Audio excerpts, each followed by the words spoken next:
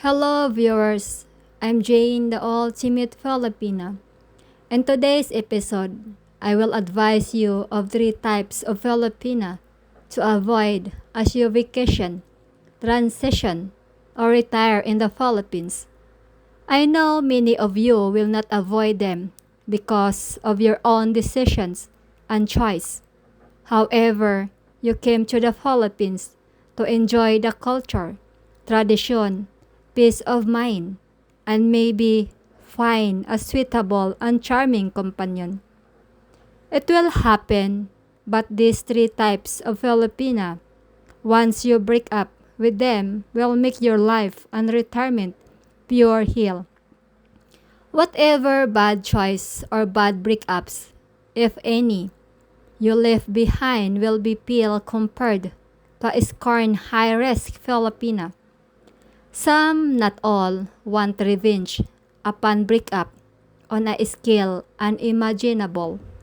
You will never be able to settle peacefully or economically with them because their rage and mindset is to make your life hellfire and a permanent nightmare. Let's get started. 1. Single mom with kids. They're right. They are on top of the list, although they should not be. There are many good single moms who are traditional and not resentful and revengeful.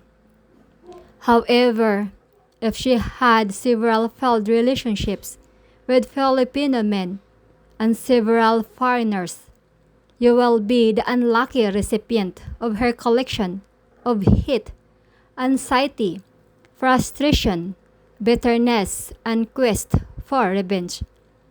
It doesn't matter if you support her and family for years, support renovating their house, or contribute to her welfare and well-being throughout the relationship. She will use every resource and connection she has to burn you for being another failed relationship. Of course, she will always be the victim and you the culprit.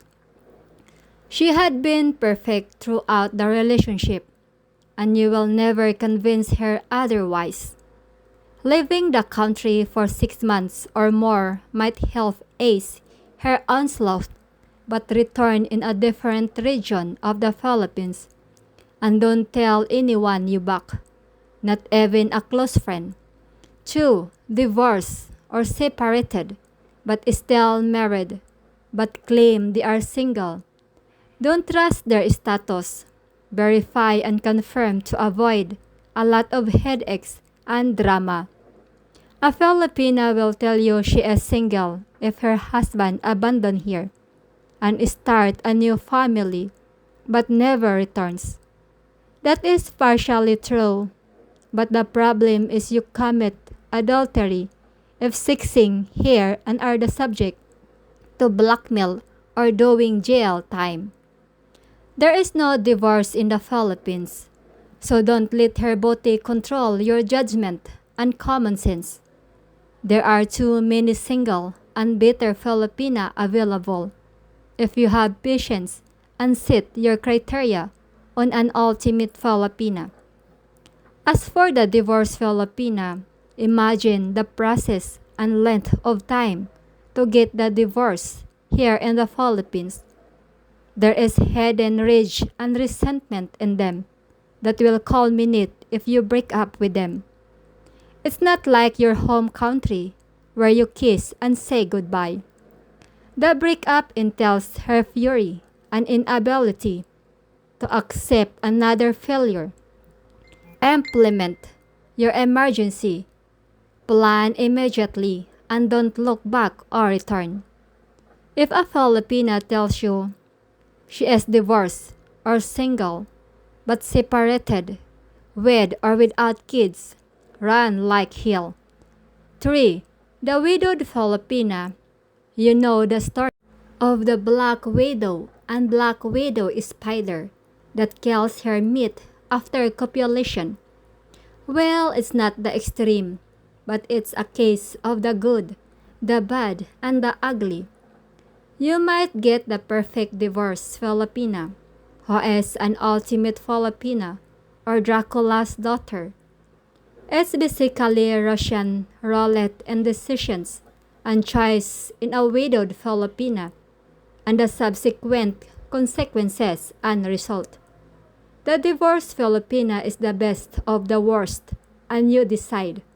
Your fate, and ending with a divorced Filipina. Just confirm she is actually divorced. My advice is to avoid the high-risk Filipina and settle for single and ultimate Filipina only. However, I know some foreigners like to play hero and discard and ignore my advice.